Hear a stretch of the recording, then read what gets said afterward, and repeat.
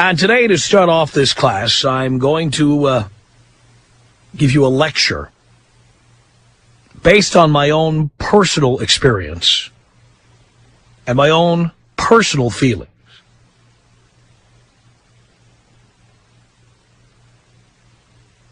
I have spent some quiet time recently thinking about a previous relationship.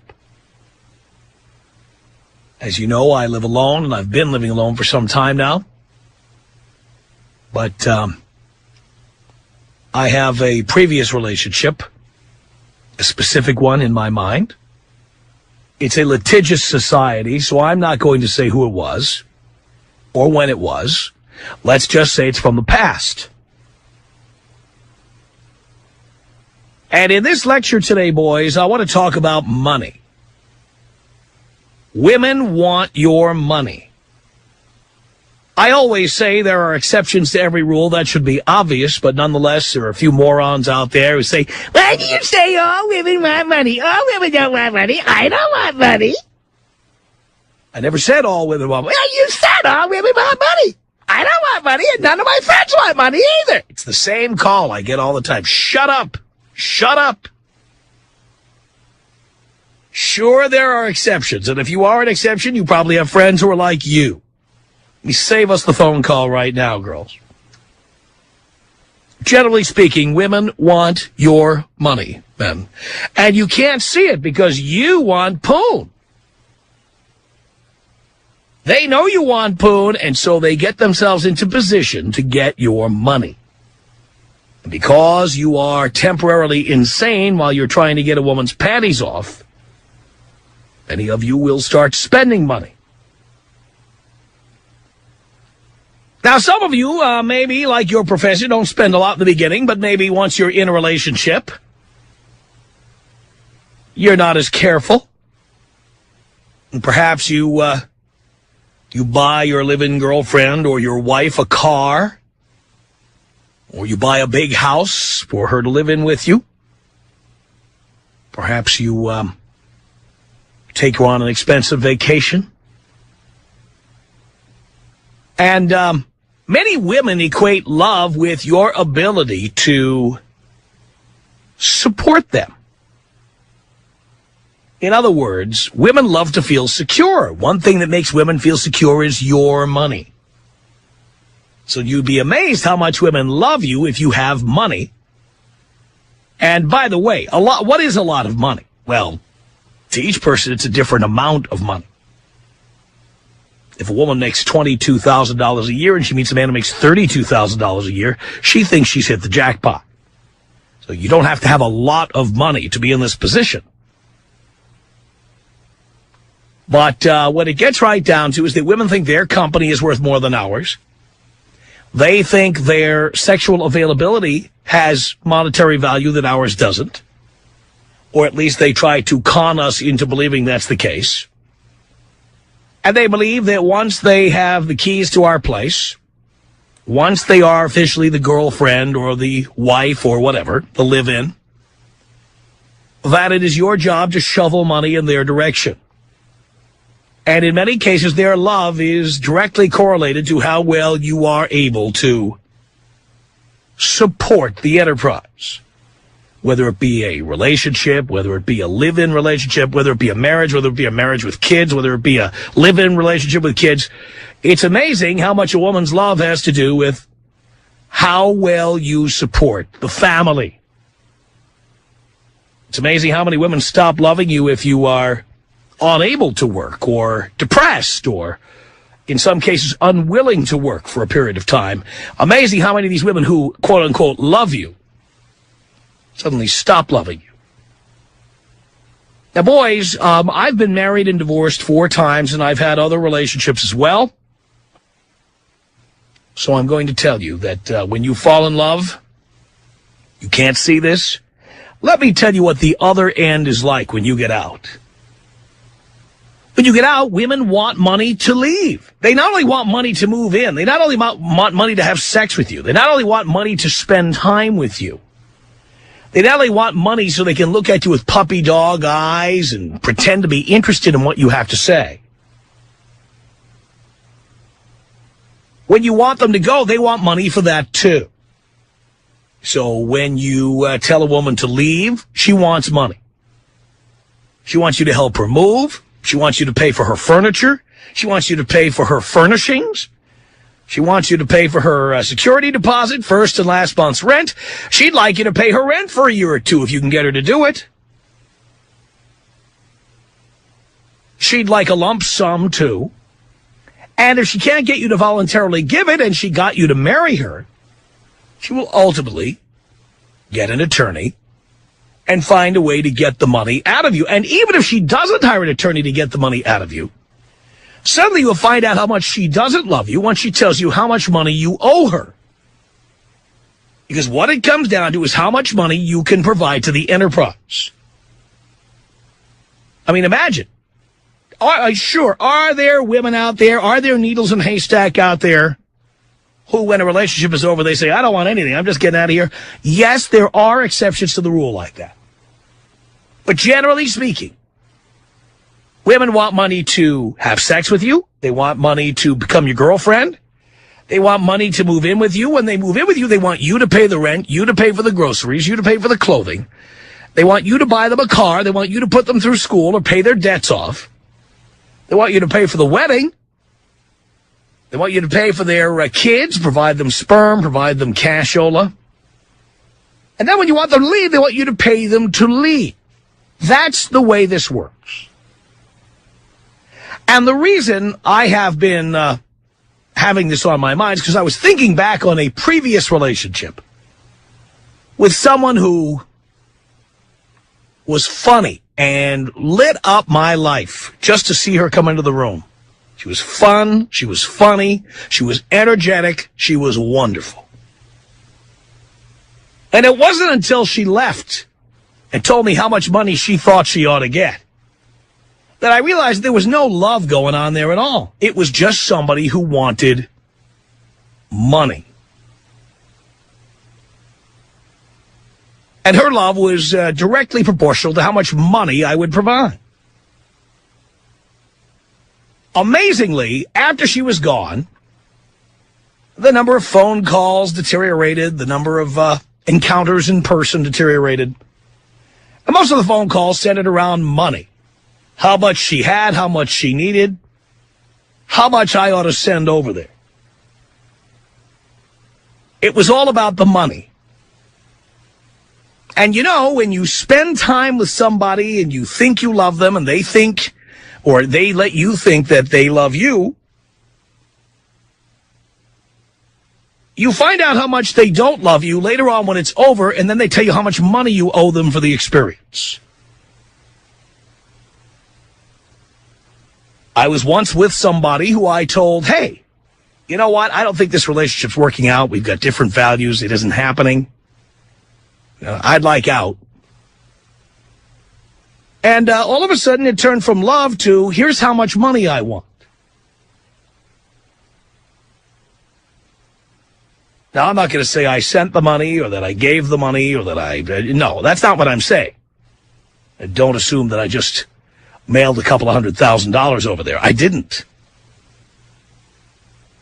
But it can be quite an empty feeling when you find out how somebody just wanted money. Oh, yes, they loved you while they were there. And oh, yes, they acted like they loved you. Oh, yes, they took lots of photographs of the two of you together and everything. And it looked like you had all this fun. But the reality is, underlying it all, they want money. When you meet a woman, you must remember that no matter how friendly she seems, no matter how funny she is, no matter how good she makes you feel, physically, emotionally, mentally, whatever, somewhere in there she thinks that she's being hired for an occupation. This is an employment position. And in exchange for providing you with her time and her good cheer, she wants money. You owe her money for that. That is the attitude of many women. And that's why sometimes when I look back on relationships of the past, and I try to think about the good times I had with particular people, it's difficult. Because after the relationship was over, you find out just how much of it was about money. How much they want, how much you should give them, how much they're entitled to, how much their time is worth. Women have talked about, I gave you the best years of my life. Yeah. Like they got nothing out of it during the time you were together. Like essentially you were renting their time and that had value and therefore they want your money.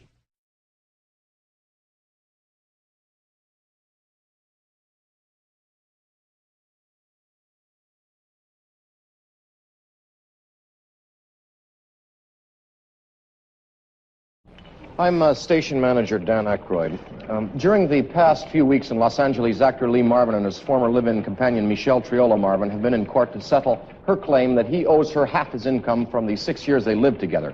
That is the subject of tonight's point-counterpoint. Jane will take the pro-Michelle Marvin point while I take the anti-Michelle Triola counterpoint. Jane? Dan, times change, and so does the nature of relationships.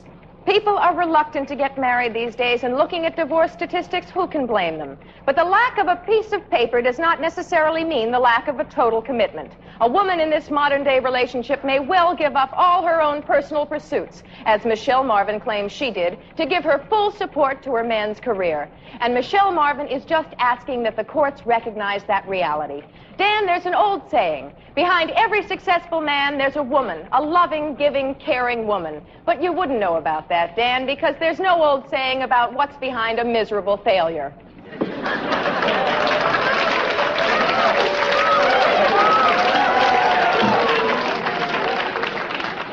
Jane, you ignorant slut. Bagged out, dried up, slunk meat like you and Michelle Triola know the rules. If you want a contract, sign on the dotted line. Oh, but let's all shed a tear for poor Michelle Triola. There was only testimony that she had sexual intercourse over 40 times with another man while living with actor Lee Marvin. But I suppose that sort of fashionable promiscuity means nothing to someone like you, Jane, who hops from bed to bed with the frequency of a cheap ham radio. But hell hath no fury like a woman scorned, and Michelle Triola, like a screeching, squealing, rapacious swamp sow, is after actor Lee Marvin's last $3 million. I guess what you and Michelle are saying is that when you're on your backs, the meter is running. Well, please spare us, gals, and tell us the rates at the top. Then we can choose which two-bit tarts and bargain basement sluts to shack up with. That's the news. Good night, and have a pleasant tomorrow. Every once in a while, I think back on women I've been with, women I've dated, women I've lived with, women I have married.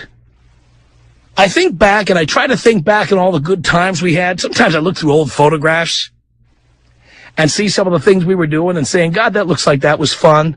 Oh, I remember this. I remember that. But then every once in a while, you're jolted into reality because, like, you look at the person's face in the photograph and you're saying, wait a minute, when it was all over, she boiled it down to dollars and cents.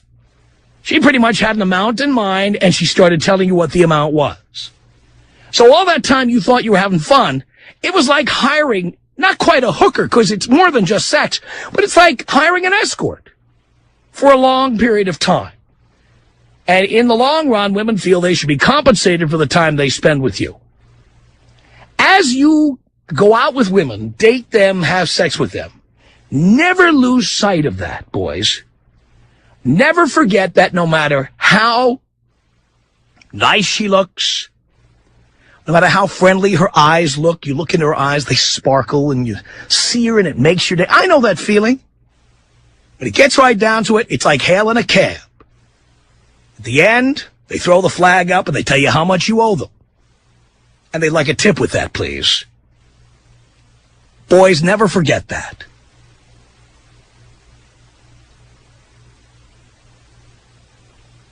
I am your professor.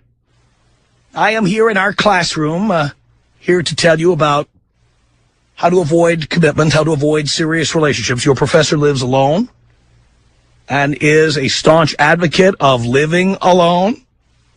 It doesn't mean I'm gay. It doesn't mean I'm bi. It doesn't mean I'm asexual or a eunuch.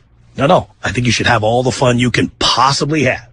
But there's no reason to give a woman the key to your place or be paying her bills. None. You have your own place. You have your own peace of mind. You have your own space. And when you want to hide out or be on the DL for a while, you can. That is what you need and want in life. And don't let one of these women convince you that you need more than that, because you don't. Have sex and go home. Don't let them move into your place, please. It's the Tom Leykis Show, Leykis 101. I am your professor. 1-800-5800-TOM is our telephone number. Marie, hello. Hey, Tom. Hey, Marie. I can't believe I have you on the phone. Wow. Neither can I. You sound, you just sound so awful. You sound so jaded, and I just can't believe this has happened to you. I mean, It's happened to a lot of guys, dear. do you mind if I ask you how old you are? I'm 49.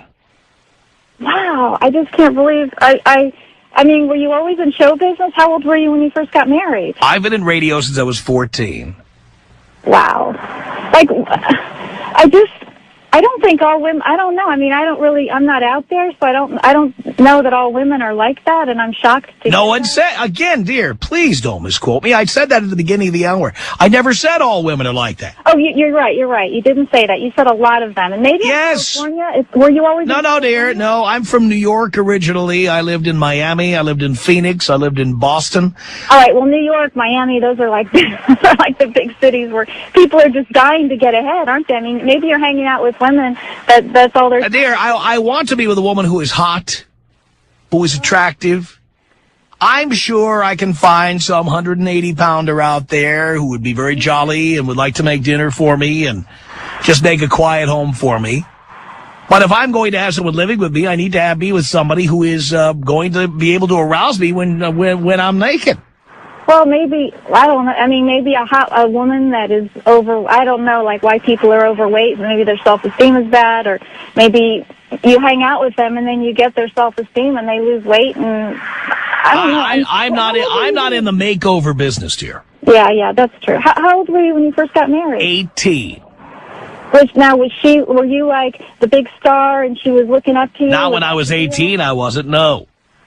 Because, I mean, and I know there's other women out there. There's smart women that make money, and I would think that they're not looking for that. You know, they're not looking for. Well, the thing is, now I'm at a point in my life when I live alone, and I love dating women who have their own apartment, their own money, their own job, their own career, and I'll see them when I feel like it. But I don't want them living in my house.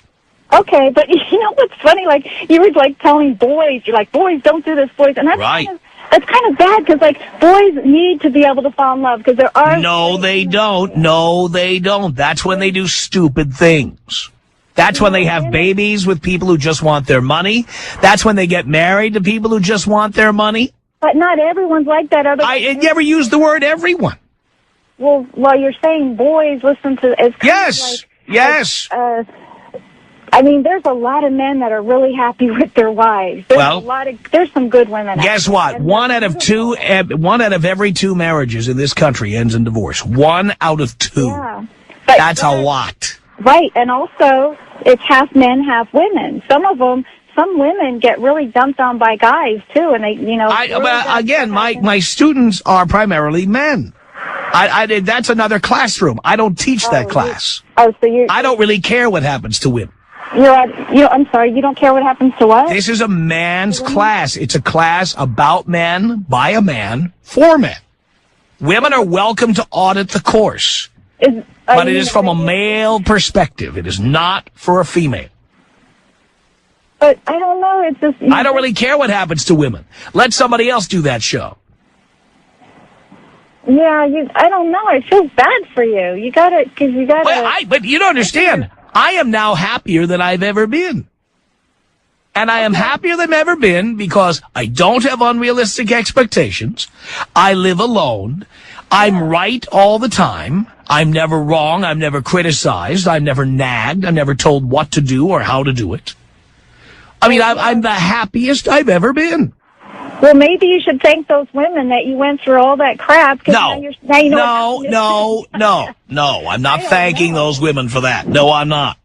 All I will say is there are certain women who really were the inspiration for this class, and they know who they are, and some of them still listen. Is this like second wife, third wife? Again, I told you I'm not going to be specific because I don't want to be sued, dear. Trust me when I tell you. These some of these women actually do still listen to the show. Yeah. And they know who they are.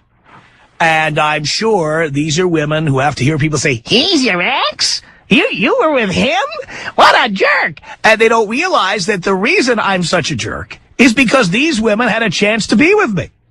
And they made me who I am today.